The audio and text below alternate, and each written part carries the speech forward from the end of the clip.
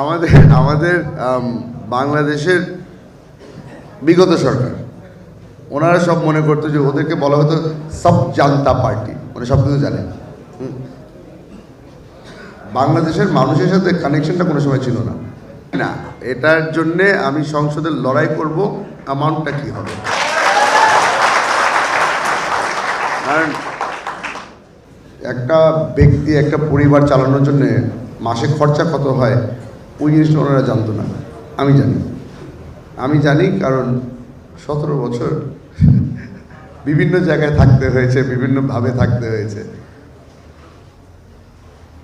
একটা পরিবারের উপর দিয়ে কী যায় যখন তারা বেসিক জিনিসগুলো অ্যাফোর্ড করতে পারে না, ওটা আমার জানা আছে।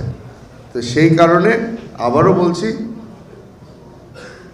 যেই নাম্বারটাতেই সরকার আসে না কেন যে মান্থলি এই জিনিসটা দেওয়া হবে, ওইটাকে বাড়ানোর জন্যে যা যা করণীয় হবে।